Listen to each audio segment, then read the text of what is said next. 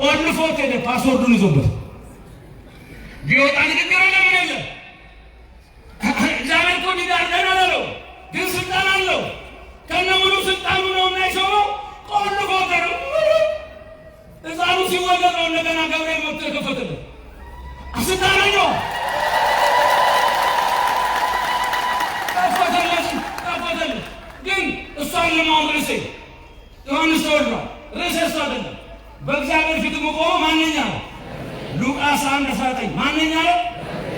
በእግዚአብሔር ምን ምለው አልሰማችሁም? ምንድን ነው መቆም ማለት? እንደ ጥበቃ ተረኛ ነው። መቆም ማለት ሰላምታ መስጠት ነው። መቆም ማለት እንደ ቀበስት ተሰሳሚ ነው። መቆም ማለት እንደ ሙሽራና ሙሽሪት ነው። መቆም እንደኔ መስፈር ነው። ምንድን ነው ገብርኤል መቆም ማማለድ መቆም ማንኛው ማለት ነው። ወለደ ነዛ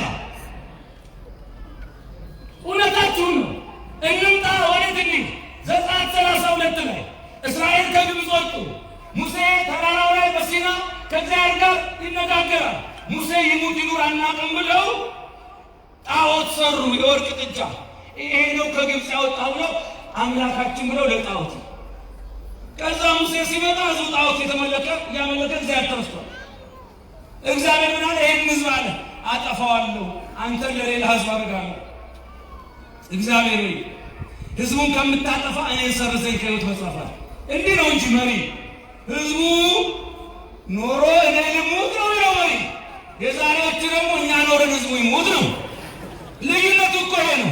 ለዛ እኮ ነው ባለቤት አልባ ህንፃ በየቦታው የቆጠር ያለ ከድሃው መንጋጋ የ1000 በጀት እየወሰደ ለአንድ ልጅ አጎርሳለሁ እያለ ራሱ ልጅ አንቆ የሚገድልን።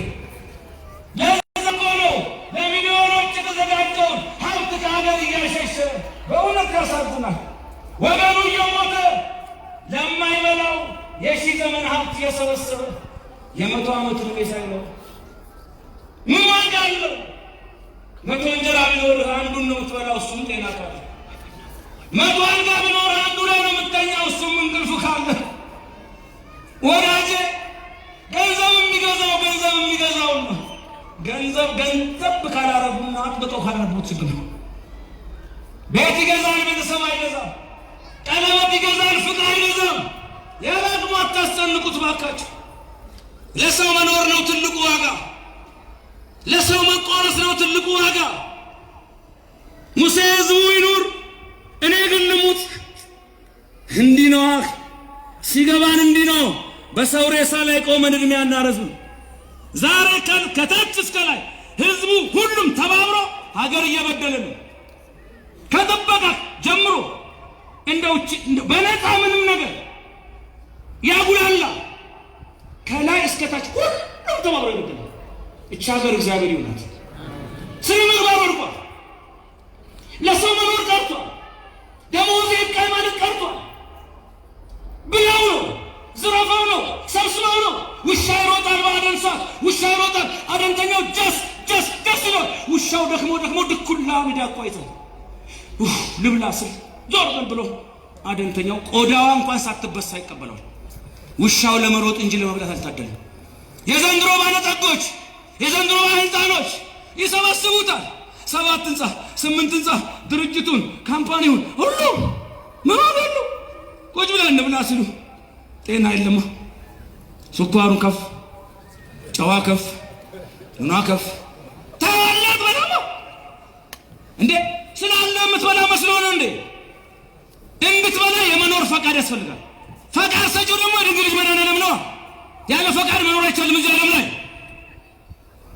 ብቻ ለሰው መኖር ያድርገና ህዝቡ ይኑር እኔ ልሙታ።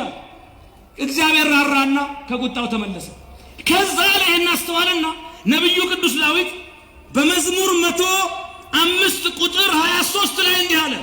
እግዚአብሔር በቁጣው ሊያጠፋችሁ በተነሳ ጊዜ የተመረጠው ሙሴ በፊቱ ባይቆም ኖሮ በጠፋችሁ ነበር። ምን ባይል ኖሮ? ሙሴ ማን ፊት ቆመ? ምን ብሎ ነው የቆመው? ያለው ህዝቡን ምን አትበል ይቅር በላል። እግዚአብሔር ይቅር አላለም። ስለዚህ መቆም ማለት ታው ይቅር በል ብሎ ምህረትን ማምጣት ነው። ስለዚህ ቅዱስ ገብርኤል በእግዚአብሔር ፊት የምቆመው ሲል የማማልደው ይቅር በል ብዬ ፍቅር ማስብል ነው ሌላ ትርጉም የለውም። ክብር ለእግዚአብሔር ነው።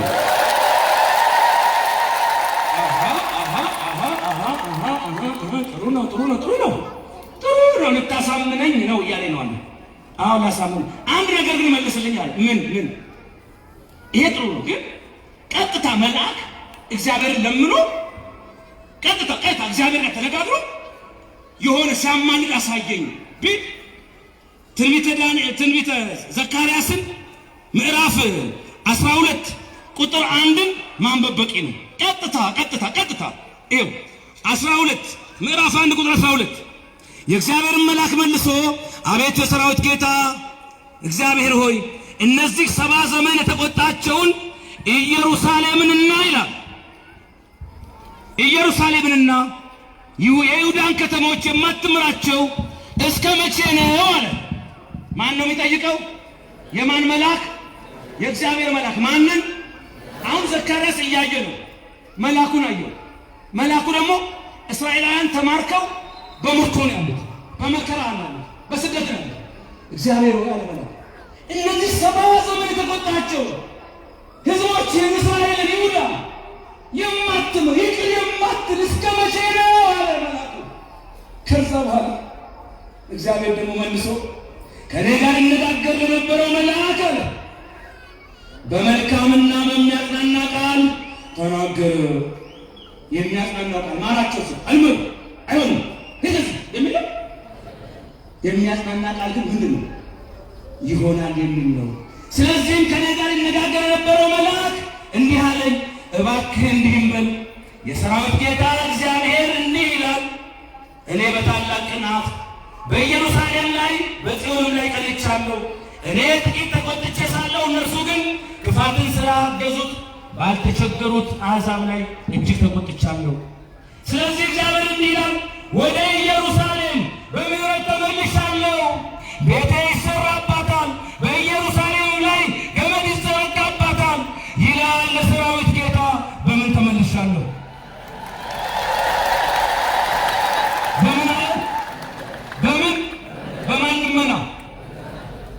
በማን ልመና? በመልአኩ ልመና። ማን ተመለሰ? የእግዚአብሔር ምሕረት በማን ልመና? በማን አማላጅነት? መልአኩ አማልዶ ህዝቡን አስማር። አይ ጥሩ ነው ይሄ ጥሩ ነው፣ ግን የምፈልገው ይላል እስቲ ከሰው ጋር ደግሞ ፊት ለፊት ተገናኝቶ የሰውን ልመና ይሰማ መልአኩን አሳየኝ። የሰውን ይሰማው ዘፍጥረት 19 ቁጥር 21 ሁለቱ መላእክት ሰዶምና ገሞራን በእሳት ሊያጠፉ ሲሉ ሎጥ ሚስትና ልጆች ይዘህ ወደ ዞዓር ሲሉ ወይኔ ሽማግሌ ነኝ አሁን እኔን ይሄን ጎረምሶቹ ጥፋተኞቹ እየሮጡ መጥተው እኔ ጋር ደርሱብኛል። እነሱ ልታጠፉ ብላችሁ እኔን ታጠፉኛላችሁ እና ልታዘገዩኝ ትችላላችሁ። እሳቱ በለመንከን ነገር አንተ ዞዓር እስክትደርስ አንተ ከዚህ ከተማ እስክትወጣ ድረስ እሳቱን አናዘንብም። በለመንከን ነገር ሰምተንሃል አለው። ማን? መላእክት ናቸው እንዲያሉት። መላእክት ቀጥታ ምን ይላሉ ማለት ነው? ምን ይላሉ? ይሰማሉ ብለው ምን ይላሉ? ሎጥ ለመነ፣ መላእክቱ ምን አሉ? አይ ከሆነ ጥሩ ነው፣ አንድ ነገር ሊቀረኝ ይላል ጠያቁ። ምንድን ነው ስትሉት ገብርኤል አዳነኝ፣ ሚካኤል አዳነኝ ትላለህ። እንዴት ነው ያድኑት ይላል። እንደዛ ደግሞ እንዳይባል አንድ ነገር እንያ። ኦሪት ዘፍጥረት ምዕራፍ 48 የመጨረሻ ጥቅሳችን አድርገን እንየው። ዘፍጥረት 48 እጅግ የሚገርም ነው። እንዲህ ይላል በኦሪት ዘፍጥረት ምዕራፍ 48 ዘፍጥረት 48 ቁጥር 15 ያዕቆብም ዮሴፍን ባረከ እንዲህም አለ፣ አባቶቼ አብርሃምና ይስሐቅ በፊቱ የሄዱለት እርሱ እግዚአብሔር ከታናሽነቴ ጀምሮ እስከ ዛሬ ድረስ እኔን የመገበኝ እግዚአብሔር ከክፉ ነገር ሁሉ ያዳነኝ መልአክ እርሱ እነዚህ 2 ብላቴኖች ያድናቸው አለ። ልብ በሉ፣ የዮሴፍን ልጆች ያዕቆብ ሊባርክ ሲል መርቃቸው ብሎ ሲያቀርብለት የልጅ ልጆቹን ኤፍሬምና ምናሴ ምን አለ? እኔን የጠበቀኝ እግዚአብሔር ያዳነኝ መልአክ እነዚህ ልጆች ያድናል። ምን ያለ መልአክ ከላይቶ እግዚአብሔር ምን ብሏል? የአብርሃም የይስሐቅ ያዕቆብ አምላክ ነኝ አለ አይደል? ስለዚህ እግዚአብሔር ኤሳው ያዕቆብና አብርሃም ይስሐቅ ያዕቆብ ምን ይላቸዋል? ይወዳቸዋል። እነሱ አምላኬ ይሉታል። ልጆቼ ናቸው፣ የኔ ናቸው፣ የእነሱ አምላክ ነኝ። ታዲያ ከአብርሃም ይበልጣል፣ ከይስሐቅ ይበልጣል፣ ከያዕቆብ የበለጠ ማን ለእግዚአብሔር ቅርብ አለ?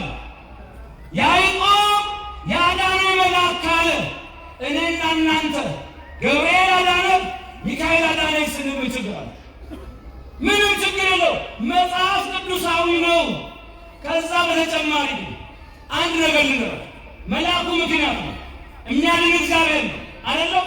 እኛ እኮ ገብርኤል አዳነ ስንል እግዚአብሔር አድን እያልን ነው። አሜን። በማን ኃይል ያዳነው? በእግዚአብሔር ኃይል ነው። ጨረስ።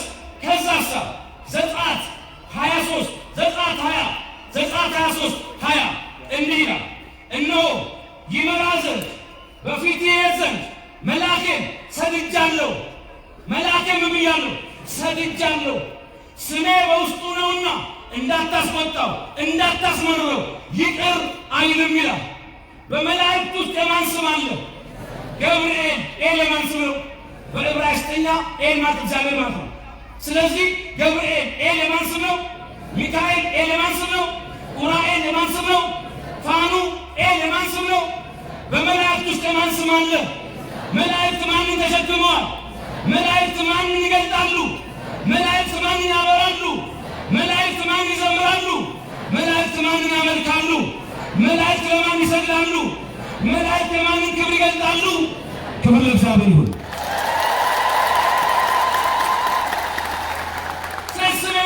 እንዳታስቆጣው ይላል፣ እንዳታስመረው ይላል፣ ይቅር አይልምና ይላል። ሰይፍ በእጁ ነው። እስከዚህ ድረስ እግዚአብሔር ለመላእክቱ ስልጣንን፣ ክብርን፣ ኃይልን ሰጥቷቸዋል። እና ስለዚህ እኛ ኦርቶዶክሳውያን ምንም አተመጥስበት ከመጽሐፍ ቅዱስ የወጣንበት አንድ ነገር የለም። እርግጠኛ ሆኜ ልንገራችሁ፣ ስላላወቅ ነው በደንብ ስላልተማርን እንጂ ምንም የሚያስመነፍቅ ምክንያት የለም።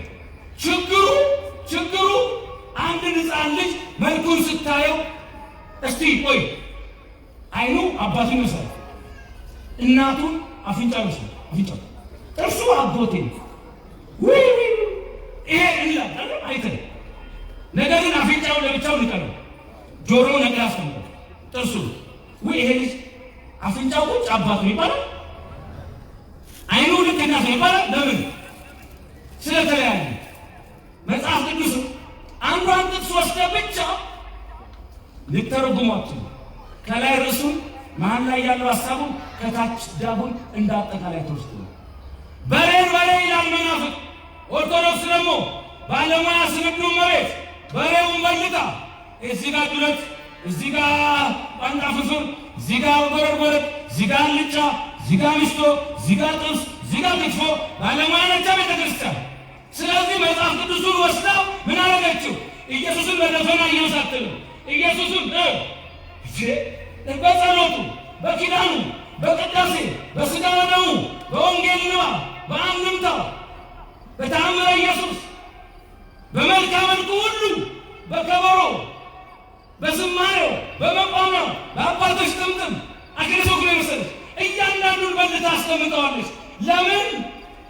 ባለሙያ ስለሆነች። ክርስቶስን በደንብ ተርጉማለች።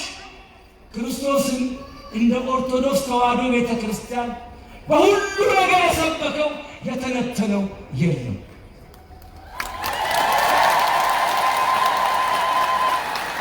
እነዛ ሁሉ በደፈናው ብቻ አንዱ ጥቅስ ብቻ ውስጥ ይችላል አይቀበል እንዴ ሌላ ማስረጃ አይቀበል።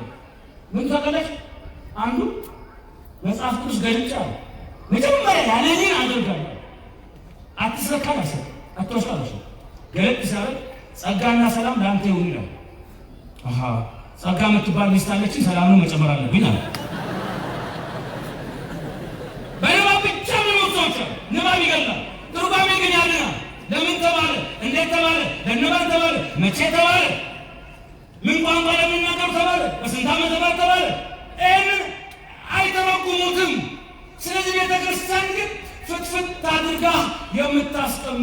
ናት፣ የምታስረዳ ናት።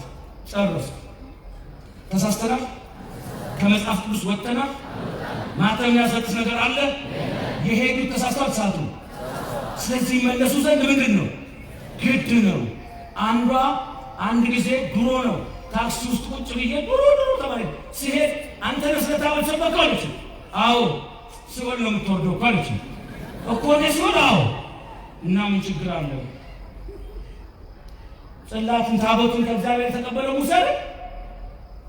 ሙሴ ታቦት የተቀበለ ያከበረ በታቦት ፊት ዘመራለ። ስለዚህ ያ ባለ ታቦቱ ሙሴ ሲሆን ነው ሲሆን ሙሴ ሲሆን ከሆነ ችግር የለም። ኢያሱ ታቦት ያከበረው ብለው ሙሴ ከፈለ እሱ ሲሆን ከሆነ ችግር የለም። ኢያሱ ሲሆን እሱ ይቻላል። ስለ ታቦት ሰበከ። ሁለተኛ ቆሮንቶስ 6:4 ላይ ብሔር ከክርስቶስ ጣዖት ከታቦት ኅብረት የለውም። የእግዚአብሔር ታቦት ከዳጎን ከጣዖት ኅብረት የለውም ያለ ቅዱስ ጳውሎስ ስለ ታቦት ሰብኳል። ጳውሎስም ሲሆን ነው ሰማይ ተከፍቶ ታቦቱን አየዋል። ዮሐንስም እሱ ሲሆን ነው ማን ቀርቷል? ስለ ታቦት የሰበኩ ብዙ አባቶቻችን ቅዱሳኑ ጻድቃኑ ሰማዕታቱ አጠቃላይ ሲሆን ናቸው። እኔ እንግዲያስ ሙሴ ሲሆን ከሆነ እና አሮን ሲሆን ከሆነ እነ ኢያሱ ሲሆን ከሆነ ቅዱስ ጳውሎስም ሲሆን ውስጥ ከሆነ ዮሐንስም ሲሆን ውስጥ ከሆነ እነሱ የገባበት ሊቋል እነሱ ያሉበት ሊቅ 100% የስም ስህተት ይሆናል እንጂ ሙሴና ኢያሱ ቅዱስ ጳውሎስና ዮሐንስ ያሉበት ገነት እንጂ ሲሆን ሊሆን አይችልም። 100% የስም ስህተት። አባቶች ያሉበት እንሄዳለን። አባቶች የተራመዱበት እንሄዳለን። ታቦቱን አሁን ለጥምቀት ስንወጣ አንዳንድ ልቅ ክፍታፍ መረን አንደበቱ የተረገመ ዘሩን የሚበክል ሕይወቱን የሚያበለሸት በቃል ኪዳን ታቦት አፉን የሚከፍት እነዚህ ያቆማታል። አንድ በሕግ ያቆማታል። ሁለት ግንዛቤ ባለው ትውልድ አስተሳሰባቸው ይገድላል። ታቦታችን ላይ የማን ስም ያለ አልፋና ኦሜጋ ይላል። እንደ ብሉይ ኪዳን 10ቱ ትእዛዛት የተጻፉበት አይደለም። የአዲስ ኪዳኑ ታቦት የቃል ኪዳን ታቦት ይባላል። የቃል ኪዳን ታቦት ያለው እግዚአብሔር ለእስራኤል በብሉይ ኪዳን ስለገባው ቃል ኪዳን አይደለም። ለእስራኤል ዘነፍ ስለኛ ለክርስቲያኖች ስለገባው ቃል ኪዳን ነው። ያ ቃል ኪዳን በዮሐንስ ወንጌል 6:53 ሥጋዬን የበላ ደሜን የጠጣ የዘላለም ሕይወት። ስለዚህ ቃል ኪዳኑ ሥጋውን ብሉ ደሙን ጠጡ የዘላለም ሕይወት ምን ትላላችሁ ታገኛላችሁ ነው። ያ ቃል ኪዳን የሚፈጸመው በምን ላይ ነው? በቃል ኪዳኑ ታቦት ላይ ሥጋውና ደሙ ይፈተታል። አሁን ከብሉይ ኪዳን አገልግሎት ይልቅ የአዲስ ኪዳን አገልግሎት ይመጣል፣ ይፈተታል። አልፋና ኦሜጋ የሚለው ስም አለበት። አልፋ ኦሜጋ፣ አልፋና ኦሜጋ ነው። የማን ስም ነው? የኢየሱስ ክርስቶስ ነው። የማን ስም ነው? ፊልጵስዩስ 2:14 ፍጥረት ሁሉ ከስም ሁሉ በላይ ለሆነው ለኢየሱስ ስም ምን ይበል ይላል? ይስገድ ይንበርከክ ይላል። ያ ስም ምኑ ላይ ነው ያለው? ታቦቱ ላይ ነው። የገብርኤል የኡራኤል የማናቸውም ታቦቱ ላዩ ላይ ምንም ይላል በሉልኛ አልፋና ኦሜጋ የማን ስም ነው? ለዛ ስም ስገዱ ያለ ማን ነው? ስለዚህ ኦርቶዶክሳውያን ከስም ሁሉ በላይ ለሆነው ለኢየሱስ ክርስቶስ ስም መስገዳችን ወንጀል ነው? ጽድቅ ነው? እሱን ማክበራችን ውርደት ነው? ክብር ነው? ተሳስተናል ወይስ እውነት ነው? ክብር ለእግዚአብሔር ነው።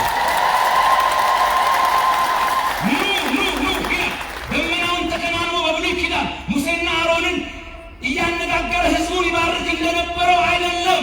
አሁን ግን ክርስቶስ በአካል ሆኖ በሥጋና ደሙ ብሉኝ ጠጡኝ እያለ በቃል ኪዳኑ ታቦት ላይ ለዘላለም ሕይወት ሕዝቡን ይጠራል። ቅዱስ ሥጋው ቅዱስ ደሙ ይፈተትበታል። ታቦቱ አንድ ነው በድሮ። ታዲያ ዛሬ ለምን በዛ ይላሉ? ቆይ ሆስፒታል አዲስ አበባ ብቻ ነው ያለው? ክሊኒክ አዲስ አበባ ብቻ ነው ያለው? ሁሉም ቦታ ነው ያለው? በሽተኛ ባለበት ሁሉ ታቦቱ ላይ መድኃኒት የሆነ ስጋና ደም ይፈታል። ስለዚህ ያ መድኃኒት አንድ ቦታ ብቻ ነው እንዴ? ለሁሉም ቦታ እንደ ሆስፒታል እንደ ክሊኒክ በሁሉም ገጠር አብያተ ክርስቲያን በከተማ በገጠር በዓለም ሁሉ የነፍስ ሕሙማን ባሉበት ስጋው ደሙ አለ። አዎ ታቦቱ ከእንጨት ነው ይሰራ። መጽሐፍ ቅዱስንም እኮ ካየነው ከወረቀት ነው። ወረቀት ልቦለድ፣ ኃጢአት፣ ሌላ ይጻፉበታል። ነገር ግን መጽሐፍ ቅዱስ ላይ ቃሉ ተጽፏል። እኛ ከቃሉ እንጂ ከወረቀቱ ጉዳይ የለንም። ቃሉ የማን ነው? ቃሉ የማን ነው? ክብር ለመድኃኔዓለም። ያስተማረን የመከረን እግዚአብሔር ተመሰገነ። ኦርቶዶክሳዊ እምነታችን ልክ ናት። መንገዳችን ልክ ነው። ምንም ወደ ቀኝ ምንም ወደ ግራ የሚያስብል የለም። እንበርታ፣ እንጠንክር። ጊዜው አሁን እግዚአብሔር አንዳች መለኮታዊ አጀንዳ በኦርቶዶክስ ተዋሕዶ ቤት እየፈጸመ ያለበት ሰዓት። በቃ ሁሉም ሰው ወደ እግዚአብሔር፣ ሁሉም ወደ መድኃኔዓለም፣ ሁሉም ወደ አምላኩ፣ ሁሉም ወደ ዘላለም ሕይወት፣ ሁሉም ወደ እውነተኛው ቤት ይመለስ። ያለነው መንበርታ፣ አንርሳ። የማንቂያ ደወል አምስቱን ሕጎች አስታውሱ። አንድ ምን አትሆነቱ ዘፍምን ጽንስ እዛ እየቀነሰ እዛ እንዳይባዛ አሕዛብ በሴት ከገደሉት በላይ ጠላት ከገደሉ ላይ እያገደለ ይመጣል። ጽንስ አታስወሩ። እሺ የእኛን ቁጥር ይቀንሰዋል። ሁለት ምንድን ነበር? የወለዳቸውን ልጆች ቤተክርስቲያን አምጧቸው። በጠዋት የገባ እስከ ማታ ይቆያል። ስጋቸውን ብቻ ለመውለድ ነው፣ ነፍሳቸውን ነው። ሆድ እየሞላን አእምሮ እንዳናስር ልጆች ከእግዚአብሔር ያገናል። ሶስተኛ አቤት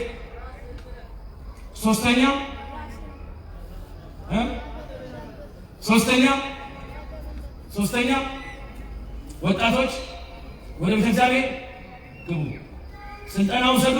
በሰንበት ትምህርት ቤት ስብከተ ወንጌል አስተዳደሩ በጀት አድርገው አሰባስበው ሰልጥኑ። በ6 ወር በዓመት ስለ ተዋሕዶ ወጡ፣ መስክሩ፣ ስበኩ። ከአሁን በኋላ የእናት አባቴ እምነት ብሎ በልምድ መኖር መቆየት የለም። እንደ 30 ቀን እንደ ክላስ ጤት እንጠጣል። እኛ 30 ዓመት ቁጭ ምንም የማወቅ ግዴታ አለብን። ወጣት እዚህ ያለው ከተማረ ልጁን ያስተምራል፣ ቤተሰብ ያስተምራል። የሚሄደውን ፍልሰት ያቆማል፣ ማርኮ ያመጣል። ወጣቶች ስልጠና ውሰዱ። አራተኛ በጋብቻ ምክንያት እንዳትሄዱ ወንድሞችም እንደዛው። ከቻላችሁ አስተምራችሁ ማርካችሁ አምጡ። ካልቻላችሁ ግን ስትሄዱ ቅዱስ ለምትቀንሱ ቁጥሩ ዋጋ ስለሚያስከፍል ከዚህ ዋጋ አንቺም ከዚህ ዋጋ ምን ነው የሉ አይደለም። ከዚህ እዛ ጉዚ 5 አባቶች ካህናትን አክብሩ። አባቶች ካህናትን አክብሩ። የተዋረደ አባት ያለው የተከበረ ልጅ ነው። ስልጣናቸው አብረው የሚኖሩ አብረው የሚጠጡ ብናያቸው ስልጣናቸው ሰማያዊ ነው። እግዚአብሔር ዳታንና አቤሮን ቆሬንም ጭምር ሙሴን ስለተቃወሙ በቁማቸው ሲሆን እንዲገቡ አድርጓል። ምድር ተከፍታባቸዋለች። ሙሴና አሮን በድለዋል እኮ አሳዝነዋል። እግዚአብሔር የተስፋይቱን ምድር እንዳይወርሱ እኮ ተከልክለዋል። ግን ኃጢአተኛም ቢሆኑ በእነሱ ላይ ዘኍልቍ 11 በእነሱ ላይ ስለተነሱባቸው እግዚአብሔር ስለ ወዳጆቹ ዳታንን፣ አቤሮን፣ ቆሬን ቤተሰቦቻቸውን ጭምር አጠፋቸው። አባቶቻችን ካህናት የእውነተኞቹ መስመር ውስጥ ያሉ ትክክለኞቹ አባቶቻችን ማህሌት ቆመው ሰዓታት አድርሰው ኪዳን አድርሰው ቅዳሴ ቀድሰው ሥጋ ወደሙን ቀብለው ባርከው አስተምረው ታቦት አክብረው ለሰላም ገብተው ዝክሩን ዘክረው የዕጣን አስታርቀው በሽተኛ ጠይቀው ስንወለድ ክርስትና አንስተው ስንሞት ፈተው ስናገባድረው በሕይወታችን ውስጥ ችግራችንን እየሰሙ ሐዘናችንን እየሰሙ አብረውን የታመሙ የሚኖሩትን እውነተኛዎቹን ካህናት አባቶቻችሁን አክብሩ። በካህናት ላይ ዘመቻ አለ። 35 ዓመት ተደርጓል። ሰው ቄስ ይጠላል። ለምን? ሰይጣን ውጤት ነው የሚያለው። ቄስ ካህን ተጠላ ሰው ንስሐ ይገባል። ንስሐ ካልገባ አይቆርም፣ ካልቆረበ አይጸድቅም። ስለዚህ ቀድሞ ሰይጣን አባቶች ካህናትን በመጥፎ ገጽታ በሳል በሶሻል ሚዲያ በማንኛውም አውራጅ ስለ አባቶቻችን መጥፎ ማንም እንዲናገር አትፍቀዱ። የሥጋ አባት ቢሆን አባቴ ወደቀ ብለህ ፎቶ አንስታት ወስተው የነፍስ ሃይማኖት አባቶችን ማክበር ከዛ በላይ በመግለጥ ክብር የለም። ሰይምና ያፌት ሸፍነው ነው። ፀሐይና ጨረቃ እርቃን አምላክን ሸፍነው ነው። በምጭ ደንበው ዮሴፍ ኒቆዲሞስ አምላክን ገንዘው መቅረብ ሸፈኑ። በመሸፈን ክብር አለ፣ በመግለጥ ክብር የለም። ስለዚህ አባቶቻችሁን አክብሩ። 6 ሱስ መጠጥ የኦርቶዶክስ መገለጫ እንዳይሆን። በዓል መጣ ምንጣፍ አንጥፎ ሳይነጠፉ ይሄ ኦርቶዶክስ ነው። ጠዋት ታቦት ሳይነሱ አሁን ደግሞ እንዲለብሰው አደራ። ክርስቶስን ድጋሚ በእኛ ዘመን አንስቀለው። የእውነት ነው ማለት እኛን እያየ ብዙ ሰው እንዳይወድ ኦርቶዶክስ በእኔ በደካማ በምህረት አትለካ እኔን ትለካለች እንጂ ቤተ ክርስቲያንን እንዲህ ናቸው። መጠጣት የተፈቀደ፣ መስከር የተፈቀደ፣ መቃም የተፈቀደ፣ መስፈር የተፈቀደ፣ ኮንሰርቱን የሚሞላው የኛው፣ አውደ ምሕረቱን የሚሞላው የኛው፣ ሁለቱም ጋር የኛው። ምን እንደሚሻል እኮ ነው ነግራችኋለሁ። ማለት ድርገው እንዴ ሕፃኖኝ ኢሉባቦር መጡ። ቅዱስ ገብርኤል ቤተክርስቲያን ጠዋት ዳቦ የሰጣቸውን እናት ከሰዓት ጠንቋይ ቤት ላይ ናቸው። ሽፋን ይባላል። ምን ነው ማመስላቸው? ዝም በል ይሄን ነው አስቸኳይ ነው አልገባህም አንተ እና እግዚአብሔር ጋር ጠዋት ከሰዓት ጣዖት ጋር ሰልሉ። ከዘመርክ ዘምር ዘፈንተው፣ ከሰገድክ ስገድ ዳንስተው፣ ዕጣኑን ካሸተትክ አሽትት፣ አሽሹን ሲጋራውን ተው፣ ጋንጃ ነካሽነቱን ተው። በቃ መልካም ወጣት ኦርቶዶክስ ነው። ይሄን ነው የምፈልገው። ፍሬ እያየን ነው። በአሁኑ ወጣት አንድ ወንድማችን አለ ፍቅሬ የሚባል የወንድማማቾች ሥጋ ቤት እኛ ጋር ያገለግላል። ማንቀል ምረታም ዘንድሮ ለጥምቀት አከሰብከኝ ድርጅቴን አለ ሥጋ ቤቱ እንደ አንድ መጠጥ ቤት አውጣሽ አየው። ምንና ምን ተሰማ ሰጥ እኔ ለዘላለም ከስረ ኦርቶዶክስ ለዘላለም ታተርፋለች። ይሁን ለእግዚአብሔር ነው። እንዳጠቃላይ ነገር የኛ መገለጫ አይደለም እንዴ። እነሱ እኮ እናንተ አላወቃችሁ። እነሱ በእርግጥ ፈሪሳዊነት ነው፣ ግብዝነት ነው። ከላይ ከላይ አይታይም። ምንም ማድረጉ ነው መስሎት እኛ ጋር ዳንኩን ይለብሳል። አመለጥኩኝ፣ በራልኝ። እዚህ ጨለማ ውስጥ ያስቀመጥነው ይመስላል። ማስረ ተላቀኩኝ ይላል። እኛ በሚስማር ያጣበቅነው ይመስላል። ከሱስ ጋር ቤተክርስቲያን ጫት እያዞረች ቃሙን አለች ይመስላል፣ ጠጡ አለች ይመስላል። አራትልም ኦርቶዶክስ ትላለች ትላለች። ቤተክርስቲያን የሚያትልም እኔም አላረግም በሉና በተግባር ተዋህዶን ስበኳት።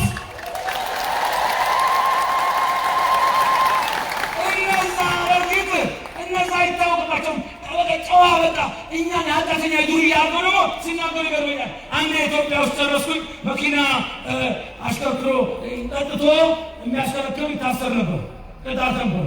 እና አንዱ እንትና ስም አልጠራም፣ ከነዛ ወገን ስም አይጠራ በጨለማ ነው ሁሉ። እና አንዱ የመጣ ለካ አፉ ላይ ተገኝቷል። ጌታን ተቀብያለሁ የሚል ነው። አፉ ላይ ተገኘች አልኮላ። ፖሊሱ አይታላ በጌታ ስም እኔ ውሃ የጠጣሁት የወይን ጠጅ ከሆነ የኢየሱስ ታምር መሆን አለበት አለ። እና እነሱ እናቴ ምን ወጣቸው? ከላይ ከላይ ጨዋ ነው፣ ውስጥ ውስጡን ሁሉን ከተናገሩት ቸርቹ ባሉ ቀረበ። ሁሉ ወደዚህ ይመጣል እና ምን ነው ታውቃላችሁ? እነግራችኋለሁ። ባለፈው ቄሱና አንድ ማን ነው የነዛ እሱ እናንተ ጥሩት ሰርግ ቤት ተገናኙ አሉ። ሰርግ ቤት ሲገናኙ ቄሱ እግዚአብሔር እንደሚያቸው ነው ስለሚያውቁ አስተናጋጁ ምን አለ ሁሉም አለ እንግዲህ ጠጇን አምጣን ጠጇን እሳቸው ሰው እንደሚያቸው በምር እንደዋ ጠጇን እሱ ሲባል አይ መጠጥ በኛል ና በጆሮ ሻይ አሁን እሱ እየነከረ የምትነከረ ሻይ አትደዳት። አሁን አስተናጋጅ ሻይ ደደ ነው ሻይ አዩና አንተ እያሉት ለካ ውስኪ ነው አንተ እያሉት። አቤት እንደው እቺ ሻይ ጢስ የላትም? አይ አባቴ ጢስ የላትም፣ ገብታ ነው የምታጤሰው አላቸው። እና ገብቶ የምናጤሰው ጋር ናቸው። ሰው ግን እግዚአብሔር እንደሚሆነው ቢኖር ጥሩ ነው። የሆነው ሆኖ ግን ስንደመድመው ስንጠቀልለው ሱስ በጀት አጣም። በቀን 2 አይነት ሰው የሚያደርገው ሱስ ነው። በሩን በእጁ ሳይሆን በቴስታ የሚያሰፉተው ሱስ ነው። ቤት ውስጥ ቤቱን ልጆቹን እያስራበ የውጭ አባት ዝናብ ነው ጋባሽ፣ ቤት አባት ድርቅ ነው። ይሄ ሱስ ነው። ከደሞዝ በፊት አጉል የሚያደርገው ሱስ ነው። እያስጠጣ እኔ ብማር ነው ላይ ሰጣ መታረቃውን ነበር ላይ ይሰከው አባዬ እስከ ዛሬ የምጠጣበትን እኮ ብሰበስባ ለምን ትዞራለህ? ምን አለፋ እኔ 2 አመት ላይ ጠጣ ራሷ ትዞራለች እንዳለው ቁጭ ባልንበት ዓለም እየዞረችብን ዞሮብናል። ሱስ በተለይ ጫት፣ መዝሙር ተዘግቶ ጫት ወረንዳ ሆኗል። ቤተ መጽሐፍ ተዘግቶ ጫት ወረንዳ ሆኗል። በእውነት በጣም ያሳፍራል። ኢትዮጵያ ትልቅ የሞራል የስነ ምግባር ውድቀት ላይ ያለችው ከዛ የምትወጣው አንተ ነህ። በጣም እኮ ይገርማል። በጠዋት መንግስት ላይ ምን የለ ሁሉም በሱስ አይምሮ ላይሸቀ 40 መድረስ ብርቅ ሆነ። ድሮ በ80 ተቀሰፈ ነበር። ውጡ ከሱስ ሺሻ አሺሽ አደንዛዥ ቁጭ እያለ እንደዚህ ያልሆንከውን እያደረግን አፍንጫው ረዝሞ በጣም ሺሻ ደግሞ አሺሽ በሩን ነካበታ አረጋብን የሚሰበው አረጋብን ውሃ ዳር ቁጭ ብሎ ቆይ ይሄንን ባህል ማን ያሻገረኛል ብላ ያልሳል እንትን ቆይ እነዚህ የሚያደርገው ሱስ ነው። ሁለቱ ሲቅሙ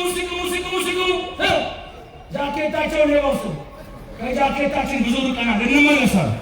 ይሄን መስላቸው ነው። ሱስ ያልሆንከውን ነው የሚያደርግህና ራስህን ሆነህ እንድትኖር ጤናህም እንዲጠበቅ ቤተክርስቲያን እንድትከበር ሱሰኛ ትውልድ ይበቃል በሉ። ይበቃል። ማምላክ ታዲያ ታስገኛላችሁ እንፈልጋለን።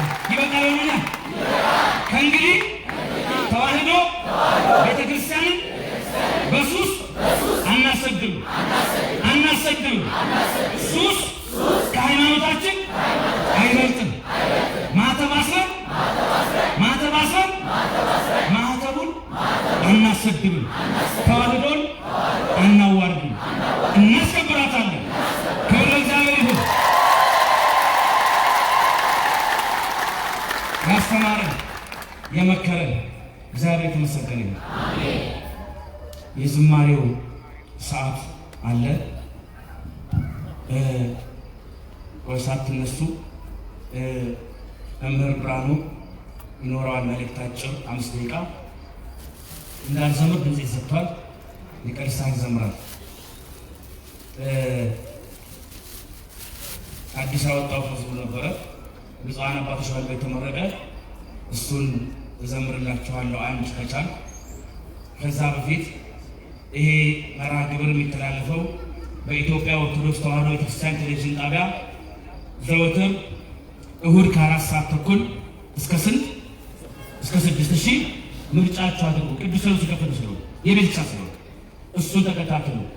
በኮሮና ወቅት አንድ የሚገርም ነገር እንላችሁ፣ ሰው በየቤቱ ቀረ። አትምጡ አልተባለ። በየቤታችን አልሆንም፣ አልደነገጥም። እና ይገርማችኋል ያን ጊዜ ይሄ ቤተክርስቲያን ህዝቡን ማግኘት አልቻለም። ወታደር ይሰማል፣ መንግስትም ገብቶ ሲኖሱ መጥቷል። በየቤታችን ብቻ ስንሆን ወይኔ ላንገናኝ ነው ወይ ድጋሚ በዛው ልንቀር ነው ወይ ናፈቀን ጉባኤ እንዴት ነው ብዬ አዝን ነበር። ከዛ በምን እናገኝ ጠላት ደግሞ የቤቱ ይሄንን ያንተ ማለት ነው ያንተ እኛ ጋር ነው ገናታችን ምንድነው ህዝቡ እንዴት እናገኝ በገጠር ከተማ ያለው በመላው ተብለን ተነጨነጨን ተጻ በማዝንበት ሰዓት ይገርማችሁ ሌሎቹ 4 ሰዓት ቴሌቪዥን ታጋላችሁ 14 ሰዓት ታጋላችሁ። በምን ይሄ መልእክት እናስተላልፍ? አዝኜ ባለሁበት አንድ የተባረከ ወንድም አላችን አለ።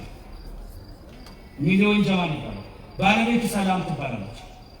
የተባረኩ ናቸው በእውነት። ሎጎ ማርያም ሄዶ ህዝቡ በአቅም እጦት የሚያመልክበት አጥቶ ማተቡን ሊበጥስ ሲደርሶ 16 ሚሊዮን ብር ቤተ ክርስቲያን ሰጥቶ በአቡነ ቀውስጦስ አስመርቆ ይሄው ይቀደስ፣ ይሄው ቁረቡ፣ ይሄው ክርስትና ትውልዱ ይነሳ ብሎ ታሪክ የሰራ ወንድማችን ነው። ከየሰሙ ድሜስቶ እና እሱ መጣና ወደ እኔ አይዞ እናስተባብርና አለ። ጓደኛውን ቤት ይባላል እሱም አለ ነፃነት ማሜ ተሰብስቦ ጆሲ አንድ ላይ ሆኑና እግዚአብሔር አረጋቸው። ለምን የአየር ሰዓት አንገዛም ብሎ የአየር ሰዓት ዓለማዊ ከሚሆን የሳምንት ክፍያ ስላለው በኦርቶዶክስ ተዋሕዶ ቤተክርስቲያን ጠየቅን። ሳምንታዊ ክፍያውን ከፍተኛ ነው፣ እነሱ እንችላለን ለጊዜው፣ ኋላ ደግሞ ዘዴ ይፈልጋል ተባለ። ጀመርን። ይሄው የአየር ሰዓቱ በሳምንት 4 ቀን በመላው ዓለም ላይ ይተላለፋል። እዚህ አሁን የምተላለፈው መላው ዓለም 60 ሚሊዮን ሰው ሌላ አይደምርም። ምን አለ ብሎ ያህል ሁሉም ያህል። ስለዚህ ምን ይሆን የዚህ ድምፅ የሁሉ እዚህ ጋር አሁን ከሱ የተላቀቀው ወጣት መልእክቱን በመላው ዓለም ስለሚሰማ ሁሉም ይላቀቃል። ምን ይሆናል? ኦርቶዶክስ ተዋሕዶ እየጠነከረች አንድ አይነት ሀሳብና መመሪያ በማንቃው ደወል እየሰማች እየበዛች እንድትሄድ ትልቅ ዋጋ ሰራለን። በጣም ብዙ ሺህ ሰው ነው እየተለወጠና ወደ እምነቱ እየተመለሰ ያለው በዚህ የአንድ ሰዓት ተኩል የማንቂያ ደወል። እነዚህ ወንድሞች አመስግኑልኝ። ስለዚህ ይህንን ደግሞ ለማገዝ ተብሎ አንድ ጥያቄ ጠይቀን ነበረ። እስቲ ላይ በቃኝ አትፈሪ ላይ እና ይህንን እንዴት ይቀጥላል በሚል አንድ ነገር አደረግን። 4 ዓመት ከአባቶች ጋራ ከወንድሞች ጋር የደከምኩበት መዝሙር ተሰራ። አዘጋጅቼ ጨርሼ ሙሉ ገቢውን ለዛ አድርጉ ብዬ ለኮሚቴዎቹ አሁን ለጠቀስኩላችሁ ሰጠዋቸው። ብፁዓን ሊቃነ ጳጳሳት ባሉበት ታኅሳስ 25 አስመርቀው